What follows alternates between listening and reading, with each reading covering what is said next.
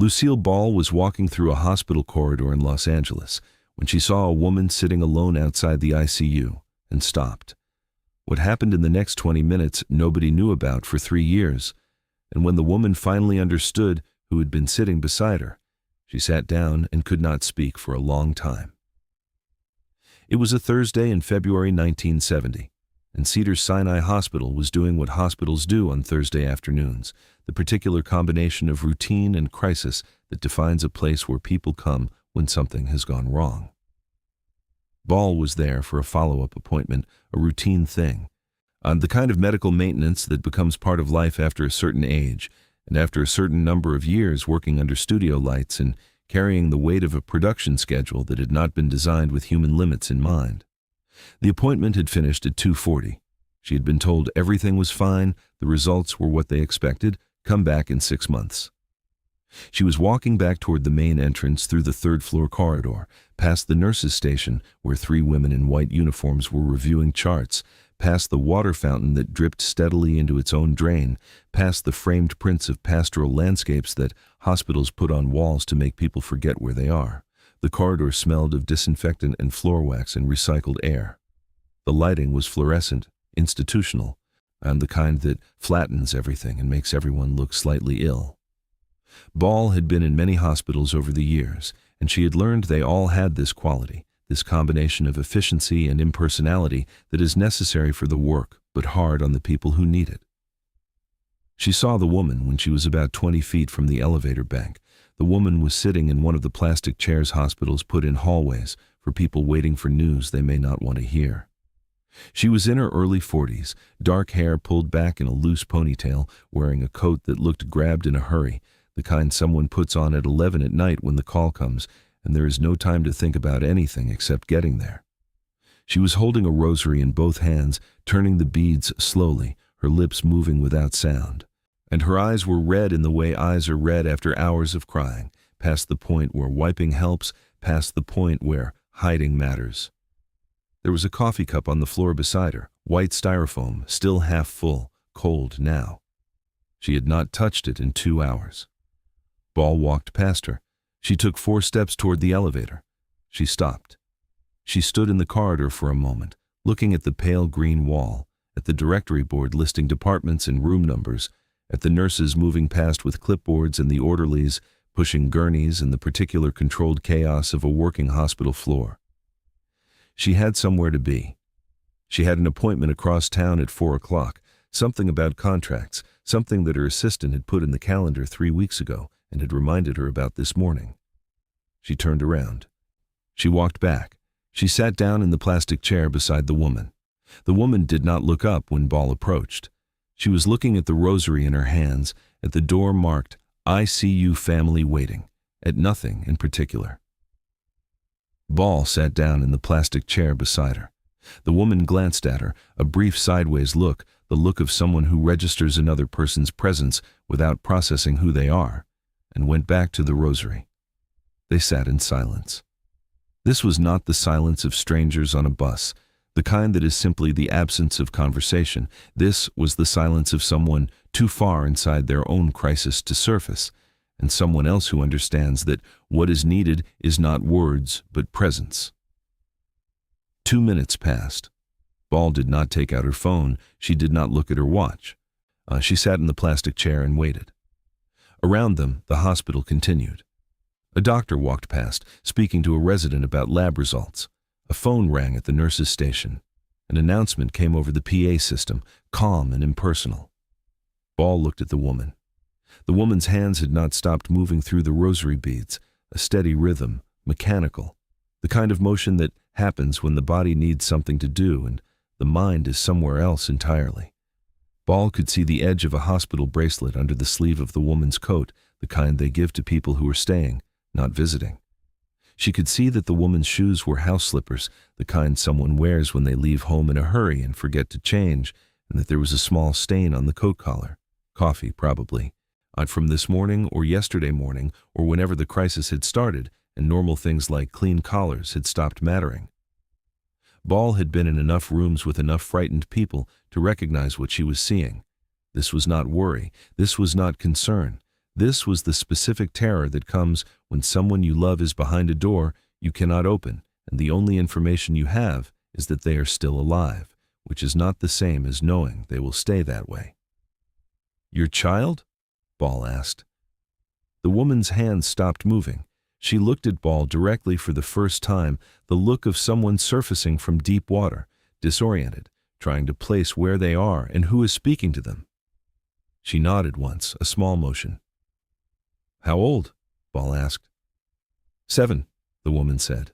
Her voice was rough in the way voices are rough after crying, after hours of not drinking water, after saying the same prayers over and over until the words lose their shape. Ball put her hand on the woman's hand. She did not say anything.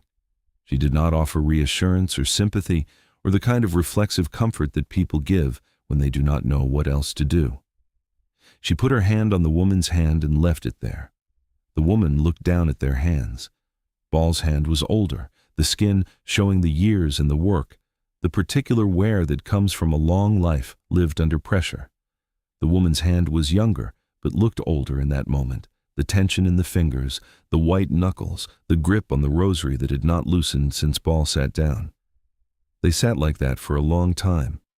The corridor continued around them. A nurse came out of the ICU, spoke briefly to someone at the desk, went back in. A family walked past, 3 people, 2 adults and a teenager, moving quickly toward the elevators, the particular purposeful walk of people who have just received news and need to be somewhere else immediately.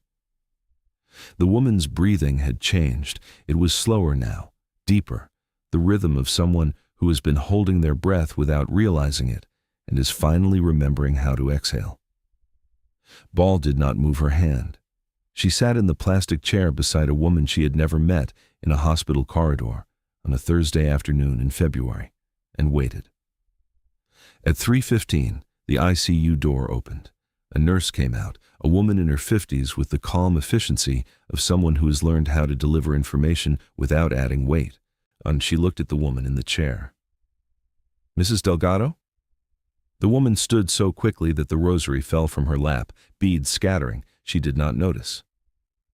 "Yes," she said, her voice high and tight. "He's stable," the nurse said. The woman did not move. She stood in the corridor, staring, as if the words were in a language she was still translating. "He's stable," the nurse repeated gently. "You can see him in a few minutes." The woman's knees gave, not dramatically, but a sudden loss of tension. Ball stood and caught her, one hand on her elbow, steadying her with the instinctive movement that comes from decades of knowing exactly where your body is in space. The woman turned to Ball. She was crying again, but differently now, the crying of relief rather than fear, and she put her arms around Ball and held on. Ball held her back.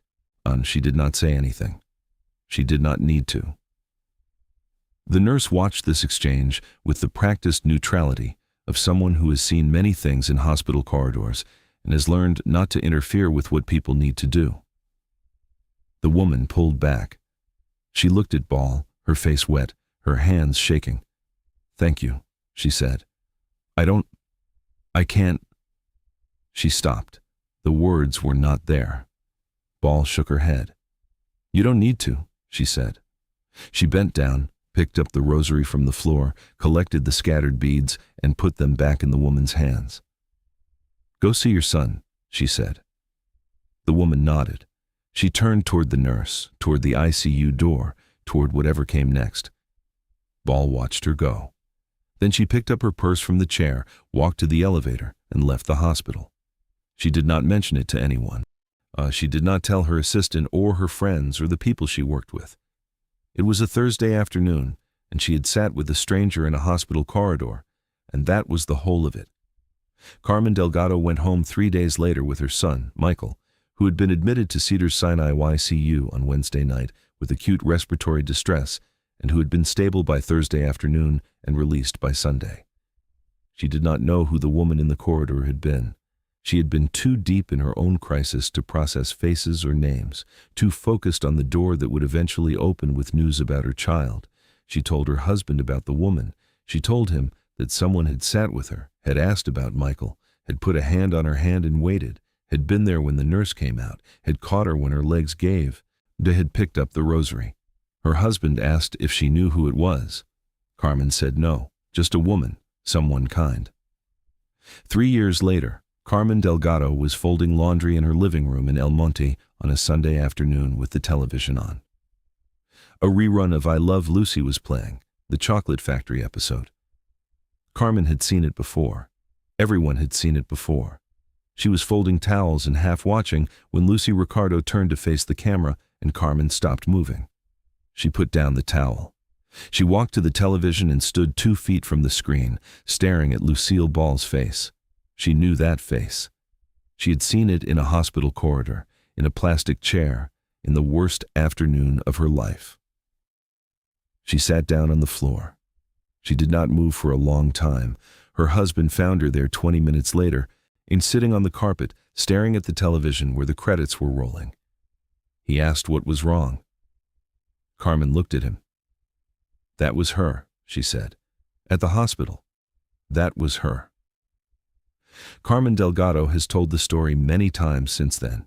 She tells it the same way every time, starting with the ICU waiting area and the rosary and the fear, and ending with Lucille Ball sitting down beside her without asking, without expecting anything, without even telling her who she was. She tells people that Ball did not try to comfort her with words, did not tell her it would be okay, did not perform kindness for an audience. She sat in a plastic chair and waited. That was all. That was everything.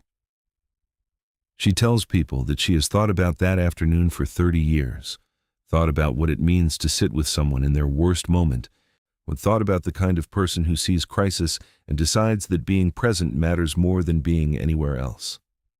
Michael Delgado is 40 years old now. He is a paramedic in Orange County. He has heard his mother tell the story more times than he can count. He knows what February 12th, 1970 means in his family's history. He knows what happened in the ICU that day, what the doctors did to stabilize him, what medications they used, what his survival odds were at various points during those 14 hours. And he knows what happened in the corridor outside it, what his mother has told him about the woman who sat beside her when she thought she was going to lose him. He chose his profession, he says when asked, because of 2 things that happened on February 12th, 1970. The first was the work the doctors and nurses did to save his life. The second was the work that someone did to save his mother's ability to keep hoping while they worked. He says both kinds of saving matter, and that the second kind is often harder and gets less recognition. He keeps a photograph on his desk at the fire station, a still from I Love Lucy, the Chocolate Factory episode. Lucy's face covered in chocolate, everything falling apart, everything somehow still working. His mother gave it to him when he graduated from paramedic training. On the back, in Carmen's handwriting, a single line: "She sat with me when nobody else could." If this story reminded you that the most profound acts of kindness are often the ones nobody sees, the ones done without audience or recognition or expectation of return, subscribe, leave a comment, and hit the notification bell. More stories about who these legends really were, away from the cameras and the credits, are coming every single week.